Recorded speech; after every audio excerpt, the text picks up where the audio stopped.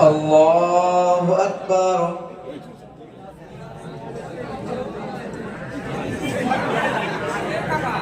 الله أكبر سمع الله لمن حمده الله أكبر الله أكبر السلام عليكم ورحمة الله السلام عليكم ورحمة الله الحمد لله رب العالمين والصلاة والسلام على سيد المرسلين وعلى آله وصحبه أجمعين ربنا آتنا في الدنيا حسنة وفي الآخرة حسنة وقنا عذاب النار برحمتك يا أرحم الراحمين এগুলো তো কোনোদিনও দেখিনি। মক্কাতে নামাজ পড়েছি, মদিনাতে নামাজ পড়েছি, কই কোথাও তেমন হয়নি। আসসালামু আলাইকুম। ওয়া আলাইকুম আসসালাম। আপনারা মসজিদের মধ্যে কি আলোচনা করছেন? আলোচনা তেমন কিছুই নয়, তবে মানে এই যে আপনারা নামাজের পরে চেঁচামেচি করছিলেন, মানে আপনারা কি বলতে চাচ্ছেন? দোয়াটা কি আপনাদের চেঁচামেচি মনে হচ্ছে? আপনারা কোথায় পেয়েছেন নামাজের পর দোয়া করতে হবে? এই আপনারা থামুন তো। আপনারা তখন থেকেই মসজিদের মধ্যে চেঁচামেচি করছেন। আপনারা কি জানেন না যে হুজুর সাল্লাল্লাহু আলাইহি ওয়াসাল্লাম এই মসজিদ সম্পর্কে বলেছেন আহাব্বুল বিলাদি ইলাল্লাহি তাআলা মাসাজিদুহা, আল্লাহ তাআলার নিকটে সমস্ত স্থান হইতে প্রিয় এবং পছন্দনীয় স্থান হলো মসজিদ। আর আপনারা সেই মসজিদের মধ্যে চেঁচামেচি করছেন। আরে আমরা কোথায় চেঁচামেচি করলাম? চেঁচামেচি তো আপনারাই করছিলেন। আমরা চেঁচামেচি করছিলাম? আমরা তো দোয়া করছিলাম। আপনারা দোয়া করছিলেন না ধরে বিরাট করছিলেন? এটা কি আপনাদের বেদাত মনে হচ্ছে? আপনাদের কে বলেছে যে এটা বেদাত? কেন আমাদের শেখ বলেছে। তাই নাকি? তাহলে আপনারা আপনাদের শেখে ডাকুন। ঠিক আছে, শেখকে ফোন করো তো।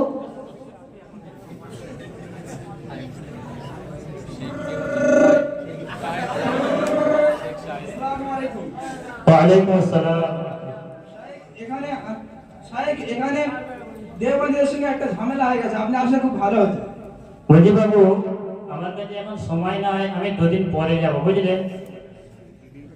শায়েখ বললেন বলছিলাম যে ইমাম সাহেব, আমাদের শেখ বললেন তিনি এখন প্রচুর ব্যস্ততার মধ্যে আছে, তা আগামী দুদিন পরে আসবো। আচ্ছা ঠিক আছে, তাহলে আগামী বৃহস্পতিবার আপনারা আপনাদের শেখকে ডেকে নিয়ে আসবেন, আমরা আমাদের উলামায়ে কেরামকে ডেকে নিয়ে আসবো। এই বিষয়ে বিস্তারিত আলোচনা হবে ইনশাআল্লাহ। ইনশাআল্লাহ।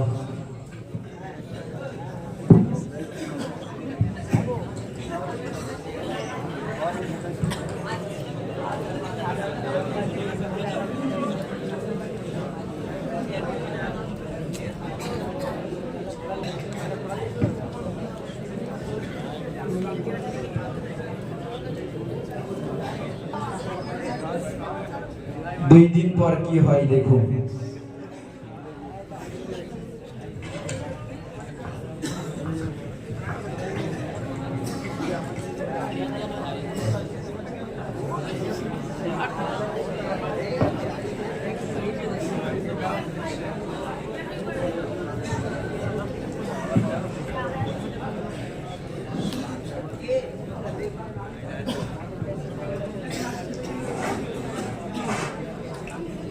আসসালামু আলাইকুম।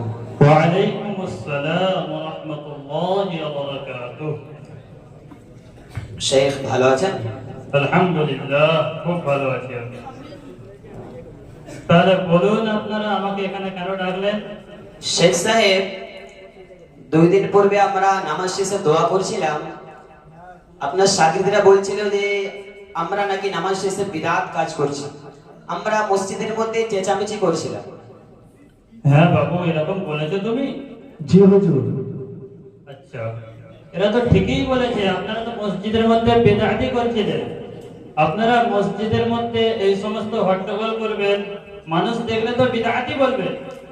শেখ সাহেব, ফরজ নামাজের পর দোয়া করাকে আপনি বিদআত বলছেন? অবশ্যই বিদআত, এর মধ্যে ক্ষুদ্র পরিমাণও সন্দেহ নাই। এই থামেন তো আপনি। সেই দোকান থেকে বিদআত বিদআত বিদআত বলে চিল্লাচ্ছেন। আপনি জানেন বিদআত কাকে বলে? আপনার বিদআতের তারিখ জানা আছে? যদি জানা থাকে বলেন আপনি বিদআতের তারিখটা একবার। देखो देखो देखो, इसको देखो, ये मुझसे बिदअत की तारीफ पूछ रहे हैं। আপনি কি জানেন যে আমি কোথা থেকে পারে? এই সমস্ত যে মানুষ বসে আছে না, আমি এদের সবার শেষ, আর আপনি আমাকে বিদআতের তারিখ জিজ্ঞেস করছেন? আমি স্বয়ং বানারস থেকে ফারেক হয়ে এসেছি, ওখানকার প্রধান ফার্স্ট ক্লাস ছাত্র ছিলাম আমি, আর আপনি আমাকে বিদআতের তারিখ জিজ্ঞেস করছেন? শেখ সাহেব, আমি বুঝলাম আপনি বানারস থেকে ফারেক, আপনি এনাদের সকলের শেখ জানতে পারলাম, কিন্তু আপনি বেদাতের তারিখটা বলেন একটা। আচ্ছা আচ্ছা, আপনি যেখানে অত জিজ্ঞেস করছেন তাহলে আমি বলছি বিদআতের তারিখ। আপনি শুনুন, বিদআতের তারিখ হচ্ছে কুল্লু শাইইন জাদীদিন বিদআতুন ফিল ইসলাম। ইসলামের মধ্যে প্রত্যেকটি নতুন জিনিসই হচ্ছে বিদআত। আচ্ছা শেখ সাহেব, তাহলে আপনিও তো একটা বিদআত কাজ করছেন। আমি আবার কি বিদআত কাজ করলাম? এই যে আপনি মাইকে কথা বলছেন, অথচ নবীজি সাল্লাল্লাহু আলাইহি ওয়াসাল্লাম কোনদিন মাইকে কথা বলেননি। মাইকে কথা বলাটা বিদআত, এটা আপনাকে কে বলেছে? শেখ সাহেব, আপনি তখনই বিদআতের তারিখ বলতে গিয়ে বললেন কুল্লু শাইইন জাদীদিন বিদআতুন ফিল ইসলাম। ইসলামের মধ্যে প্রত্যেকটা নতুন জিনিস বিদআত, তো মাইকটাও তো একটা নতুন জিনিস, আর আপনি এটা ব্যবহার করছেন, অর্থাৎ আপনিও বিদআত করছেন। না, এটা কেন বেদাত হতে যাবে? বেদাত হচ্ছে যে ইসলামের মধ্যে প্রত্যেকটি নতুন জিনিসকে ঢোকানোই বিদআত। যেমন যেমন ধরুন, ফরজ নামাজের পরে সম্মিলিত মোনাজাত করা। আচ্ছা শেখ সাহেব, ফরজ নামাজের পরে সম্মিলিত মোনাজাত করা বিদআত, কারণটা কি? এটা তো কমন ব্যাপার, এটা জানা নাই। কারণ হচ্ছে যে সম্মিলিত ভাবে মোনাজাত করা না হাদিস থেকে প্রমাণ আছে, না কোরআন থেকে প্রমাণ আছে। থামুন, আপনি কে বলেছে আপনাকে সম্মিলিত মোনাজাত করা মুস্তাহাব? কোরআন হাদিসের কোনো প্রমাণ নেই। আমি বলছি এবং সবার সম্মুখে চ্যালেঞ্জ দিয়ে বলছি, আপনি যদি প্রমাণ দিতে পারেন যে হাদিস ও কোরআন থেকে প্রমাণ দিতে পারেন যে সম্মিলিত মোনাজাত করা জায়েজ আছে, তাহলে আমি এক্ষুনি সবার সম্মুখে দেওবন্দি হয়ে যাব আহলে হাদিস ছেড়ে। শেখ সাহেব, এই মঞ্চে দাঁড়িয়ে আমি সবার সামনে আপনার চ্যালেঞ্জ গ্রহণ করলাম, কোরআন হাদিস থেকে সম্মিলিত মোনাজাত প্রমাণ করেই ছাড়বো ইনশাআল্লাহ। বুকের পাটা তাহলে করে দেখা। শেখ সাহেব, তাহলে শুনেন, আপনি মুফতি সাহেব কোরআনটা দিন। আল্লাহ তাবারক ওয়া তাআলা সূরা মুমিনের 60 নম্বর আয়াতে বলেন, আপনি দেখেন শেখ সাহেব, উদউনি, তোমরা দোয়া করো, আস্তাজিব লাকুম, আমি তোমাদের দোয়া কবুল করব। মুফতি সাহেব মিশকাত শরীফটা দেন। আল্লাহ রাসূল সাল্লাল্লাহু আলাইহি ওয়াসাল্লাম মিশকাত শরীফের 2133 নম্বর হাদিসের মধ্যে বলেছেন, মাল্লাম ইয়াসআলিল্লাহ ইয়াগদাব আলাইহি, অর্থাৎ যদি কোনো ব্যক্তি আল্লাহ তাবারক ওয়া তাআলার কাছে দোয়া প্রার্থনা না করে, আল্লাহ রাসূল সাল্লাল্লাহু আলাইহি ওয়াসাল্লাম বললেন যে আল্লাহ তাবারক ওয়া তাআলা তার প্রতি রাগান্বিত হন। শেখ সাহেব, কোরআন হাদিস থেকে প্রমাণ পাওয়া যায় যে উম্মতে মুসলিমার জন্য দোয়া করাটা অপরিহার্য, কারণ আল্লাহ রাসূল সাল্লাল্লাহু আলাইহি ওয়াসাল্লাম মিশকাত শরীফের 2127 নম্বর হাদিসের মধ্যে বলেন, আদ-দুআউ মুখুল ইবাদা, দোয়া হচ্ছে ইবাদতের মগজ। আল্লাহ রাসূল সাল্লাল্লাহু আলাইহি ওয়াসাল্লাম মিশকাত শরীফের 2126 নম্বর হাদিসের মধ্যে বলেন, আদ-দুআউ হুয়াল ইবাদা, দোয়াই হচ্ছে প্রকৃত ইবাদত। মুফতি সাহেব, দোয়ার গুরুত্ব তো আমিও জানি, কিন্তু আপনি এটা প্রমাণ করুন যে ফরজ নামাজের পরে দোয়া করা এটাই মুস্তাহাব, এটা বিদআত না। শেখ সাহেব, আমি এক্ষুনি আপনাকে প্রমাণ করে দেখাচ্ছি। মুফতি সাহেব বুখারী শরীফটা দেন, আপনি শুনেন, আপনি নিজের চোখে দেখে যান। ইমাম বুখারী রাহমাতুল্লাহ আলাইহি বুখারী শরীফের বাবুদ দুআই বাদাস সালাত নামক অধ্যায় 6085 নম্বর হাদিসের মধ্যে লিখেছেন যে হযরত আমির মুআবিয়া রাদিয়াল্লাহু তাআলা আনহু হযরত মুগীরা বিন শুবা রাদিয়াল্লাহু তাআলা আনহুর কাছে চিঠি লিখলেন যে রাসূলুল্লাহ সাল্লাল্লাহু আলাইহি ওয়াসাল্লাম ফরজ নামাজের পরে দোয়া করতেন কি? হযরত মুগীরা বিন শুবা রাদিয়াল্লাহু তাআলা আনহু উত্তরে বললেন, জি হ্যাঁ, নবী করিম সাল্লাল্লাহু আলাইহি ওয়াসাল্লাম ফরজ নামাজের পরে দোয়াটি পড়তেন। আল্লাহ রাসূল সাল্লাল্লাহু আলাইহি ওয়াসাল্লাম ফরজ নামাজের পরে দোয়া পড়তেন, লা ইলাহা ইল্লাল্লাহু ওয়াহদাহু লা শারীকা লা, লাহুল মুলকু ওয়া লাহুল হামদু ওয়া হুয়া আলা কুল্লি শাইইন কাদির। আল্লাহুম্মা লা মানিআ লিমা আ'তাইতা ওয়া লা মু'তিয়া লিমা মানা'তা ওয়া লা ইয়ানফা'ু যাল জাদ্দি ওয়া মিনকাল জাদ্দ। শেখ সাহেব, আমরা দলিল ছাড়া বিনা দলিলে আমল করি না। এই ফরজ নামাজের পরে সম্মিলিত মুনাজাত করা মুস্তাহাব, এই বিষয়ে ইমাম তিরমিজি রাহমাতুল্লাহ আলাইহি তিরমিজি শরীফের 3517 নম্বর হাদিসের মধ্যে লিখেছেন যে হযরত আবু উমামা বাহিরি রাদিয়াল্লাহু তাআলা আনহু নবী করিম সাল্লাল্লাহু আলাইহি ওয়াসাল্লামের কাছে জিজ্ঞেস করলেন, আইয়ুদ দুআই আসমাউ, কোন দোয়া সবচেয়ে বেশি কবুল হয়? আল্লাহর রাসূল সাল্লাল্লাহু আলাইহি ওয়াসাল্লাম উত্তরে দুইটি কথা বলেছিলেন। এক নাম্বার, জাওফাল লাইলি আল আখির, শেষ রাতে তাহাজ্জুদের সময় সবচেয়ে বেশি দোয়া কবুল হয়। দুই নাম্বার, আল্লাহর রাসূল সাল্লাল্লাহু আলাইহি ওয়াসাল্লাম বলেন, দুবুরাস সালাতুল মাকতুবা, ফরজ নামাজের পরে সবচেয়ে বেশি দোয়া কবুল হয়। শেখ সাহেব, আমরা দলিল ছেড়ে বেদলিল আমল করি না। এই দোয়া সম্পর্কে আল্লাহ তাবারক ওয়া তাআলা কালামুল্লাহ শরীফের 6 এবং 7 নম্বর আয়াতের ব্যাখ্যায় লিখেছেন। আল্লাহ তাবারক ওয়া তাআলা সূরা নাসরের 6 এবং 7 নম্বরের মধ্যে বলেছেন, ফাইদা ফারাগতা ফানসাব, হে নবী আপনি যখন অবসর পান একান্তে ইবাদত করেন, ওয়া ইলা রাব্বিকা ফারাগ, এবং আপনি আপনার রবের নিকট মনোনিবেশ হয়ে যান। শেখ সাহেব, সূরা নাসরের 6 এবং 7 নম্বর আয়াতের ব্যাখ্যা তাফসীরে তাবারির 30 নম্বর খণ্ড 287 নম্বর পৃষ্ঠার মধ্যে লিখেছেন, হযরত ইবনে আব্বাস রাদিয়াল্লাহু তাআলা আনহু উদ্ধৃতি দিয়ে, আপনি দেখেন নিজের চোখে, আপনি ভুল বলবেন না, আপনি দেখেন, হযরত ইবনে আব্বাস রাদিয়াল্লাহু তাআলা আনহু উদ্ধৃতি দিয়ে লেখা হয়েছে যে হে নবী আপনি যখন ফরজ নামাজ থেকে ফারিগ হন তখন জমে বসুন এবং আপনি আপনার রবের নিকট দোয়া প্রার্থনাতে মনোনিবেশ হয়ে যান। শেখ সাহেব, আমরা দলিল ছাড়া বেদলিল আমল করি না। আমাদের প্রত্যেকটা কথার পিছনে দলিল আছে। এই বুখারী শরীফ, তিরমিজি শরীফ, কালামুল্লাহ শরীফ এবং ফাতহুল বারী নামক কিতাবের 30 নম্বর খণ্ড 287 নম্বর পৃষ্ঠা থেকে প্রমাণ পাওয়া যায় যে ফরজ নামাজের পর দোয়া করা শুধু জায়েজ নয়, বরং মুস্তাহাব। মুফতি সাহেব, আমি বুঝলাম যে ফরজ নামাজের পরে দোয়া করা এটা মুস্তাহাব, কিন্তু আপনারা যে হাত তুলে দোয়া করেন এই বিদআতটা আপনারা কোথায় পেলেন? এটা বিদআত না মুস্তাহাব, আমি এক্ষুনি প্রমাণ করে দেখাচ্ছি। মিশকাত শরীফটা একবার দেন তো। দেখেন, আল্লাহ রাসূল সাল্লাল্লাহু আলাইহি ওয়াসাল্লাম মিশকাত শরীফের 2244 নম্বর হাদিসের মধ্যে লিখেছেন, ইন্না রাব্বাকুম হাইয়ুন কারীম ইস্তাহয়ী মিন আবদিহি ইযা রাফা'a ইয়াদাইহি আন ইয়ারুদ্দাহুমা সিফরা। আল্লাহ রাসূল সাল্লাল্লাহু আলাইহি ওয়াসাল্লাম বলেন, যদি কোন ব্যক্তি আল্লাহ তাবারক ওয়া তাআলার নিকট দুই হাত তুলে, এখানে হাত তুলের কথা বলা হয়েছে, দুই হাত তুলে দোয়া প্রার্থনা করে আল্লাহ তাবারক ওয়া তাআলা তার হাত খালি ফিরিয়ে দিতে লজ্জাবোধ করেন। শেখ সাহেব, দলিল ছাড়া বেদলিল আমল করি না। প্রত্যেকটা কথার পিছনে আমাদের দলিল রয়েছে। শেখ সাহেব, মিশকাত শরীফের 2244 নম্বর হাদিস থেকে প্রমাণ পাওয়া যায় যে হাত তুলে মোনাজাত করাটাই মুস্তাহাব। মুফতি সাহেব, এটাও না বুঝলাম যে হাত তুলে দোয়া করাটাও মুস্তাহাব, কিন্তু আপনারা যে সম্মিলিতভাবে একত্রিত হয়ে দোয়া করেন, কিন্তু এই বিদআতটা আপনারা করতে পেলেন, এটার প্রমাণ কি দেখাতে পারবেন আপনি? অবশ্যই আমি প্রমাণ করতে পারবো, এক্ষুনি প্রমাণ করে দেখাচ্ছি। বুখারী শরীফের আরবি শারহ ফাতহুল বারী নামক কিতাবে 11 নম্বর খণ্ড 239 নম্বর পৃষ্ঠাটা খুলে দেখেন, আপনি কিতাব পড়লে তো বুঝতে পারবেন। ফাতহুল বারী নামক কিতাবে 11 নম্বর খণ্ড 239 নম্বর পৃষ্ঠা আল্লাহ রাসূল সাল্লাল্লাহু আলাইহি ওয়াসাল্লাম বলেন, লা ইয়াজতামিউ মালাউন, যদি কোন জামাত একত্রিত হয়ে সম্মিলিতভাবে দোয়া করে, ফায়াদুরু বা'দুহুম, তাদের মধ্যে কেউ দোয়া করবে, ওয়া ইউআমিনু বা'দুহুম, আর বাকিরা আমিন আমিন বলবে, ইল্লা আজাবাহুমুল্লাহু তাআলা, নিশ্চয় আল্লাহ তাবারক ওয়া তাআলা তাদের দোয়া কবুল করবে। শেখ সাহেব, আপনি মনে করছেন যে আমাদের মতো সবাই, কিন্তু এটা আপনার ভুল ধারণা।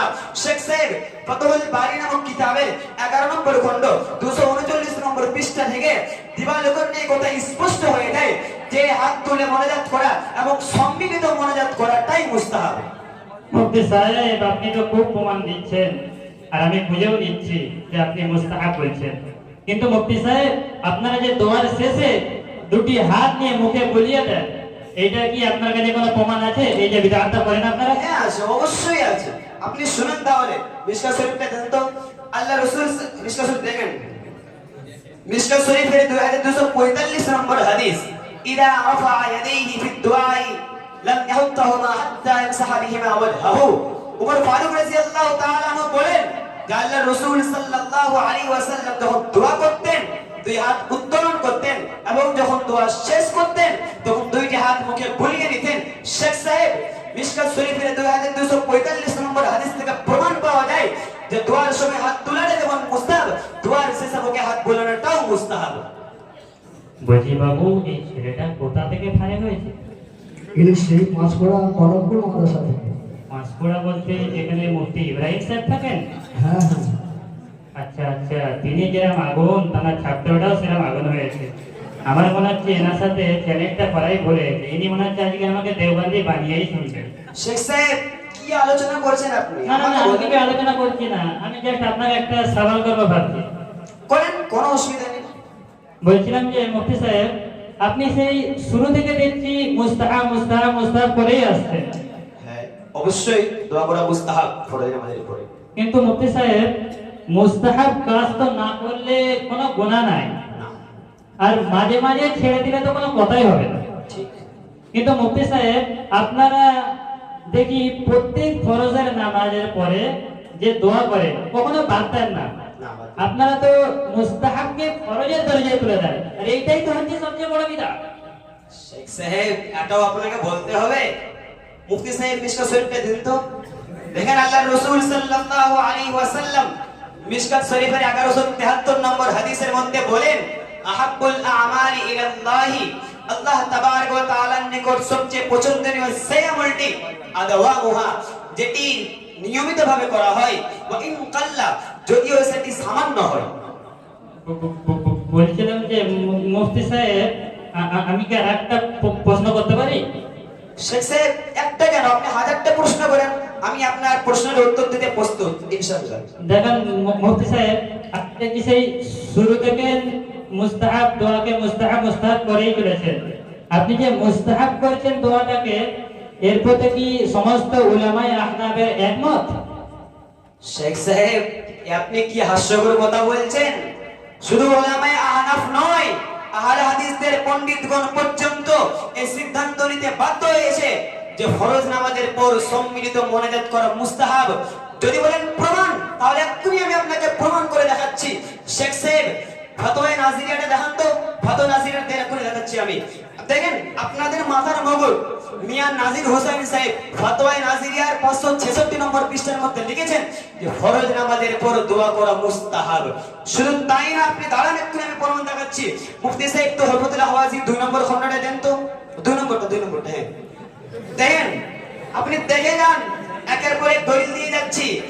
তোফাতুল আহওয়াজি নামক কিতাব, আপনাদের মাথার মগজ, আপনাদের পণ্ডিত, আপনাদের শেখের শেখ হযরত মাওলানা আব্দুর রহমান মুবারকপুরী সাহেব তোফাতুল আহওয়াজি নামক কিতাবের 2 নম্বর খণ্ড 198 পৃষ্ঠা থেকে 202 নম্বর পৃষ্ঠা, দীর্ঘ 5 পৃষ্ঠা আলোচনা করার পর এই সিদ্ধান্ত নিতে বাধ্য হয়েছে, আল কাউলুর রাজিহু ইনদি, আমার নিকট প্রধান উক্তি অনুযায়ী, আন্না রাফআল ইয়াদাইনি ফি দুআই বাদা সালাতি জায়েজুন। আব্দুর রহমান মুবারকপুরী সাহেব তিনি বলছেন যে আমার প্রধান উক্তি অনুযায়ী নামাজের পর দোয়া করাটা নিঃসন্দেহে জায়েজ। শেখ সাহেব আমরা দলিল ছাড়া বেদলিল আমল করি না, আমরা এক একটা মাসআলার পিছনে একাধিক দলিল দেখাতে পারবো ইনশাআল্লাহ। বলছিলাম যে মুফতি সাহেব, আমি তো এতদিন ধরে তাহলে গুমরাহের পথে ছিলাম, আমি তাহলে এখন সঠিক পথে আসতে চাই, কি করবো বলুন তাহলে? দেখেন শেখ সাহেব, আল্লাহ রাসূল সাল্লাল্লাহু আলাইহি ওয়াসাল্লাম তিরমিজি শরীফের 2499 নম্বর হাদিসের মধ্যে লিখেছেন, কুল্লু বানি আদম খাত্তাউন, সমস্ত আদম সন্তান গুনাহগার, ওয়া খায়রুল খাত্তাইন আত-তাওয়াবুন, এবং তাদের মধ্যে সর্বশ্রেষ্ঠ সেই ব্যক্তি যে ভুল করার পরে পরে তওবা করে নেয়। আপনি তওবা করেন, আল্লাহ তাবারক ওয়া তাআলা আপনাকে মাফ করে দিবেন। আপনি পড়ুন, আস্তাগফিরুল্লাহ রাব্বি আস্তাগফিরুল্লাহ রাব্বি মিন কুল্লি যামবিন মিন কুল্লি যামবিন ওয়া আতুবু ইলাইহি। ওয়া আতুবু ইলাইহি। বাতিল পারস মানি না, কারো কথা শুনি না, বাতিল পারস মানি না, কারো কথা শুনি না, আমরা শুধু মানি আহলে সুন্নাতুল জামাত, আহলে সুন্নাতুল জামাত। বাতিলকে দূর করো, হকের দিকে আগে এসো, বাতিলকে দূর করো, হকের দিকে আগে এসো, এটা হলো আমাদের কাজ, এটা হলো আমাদের কাজ। বাতিল পারস মানি না, কারো কথা শুনি না, বাতিল পারস মানি না, কারো কথা শুনি না, এটা হলো আমাদের কাজ, এটা হলো আমাদের কাজ। আসসালামু আলাইকুম। শেখ সাহেব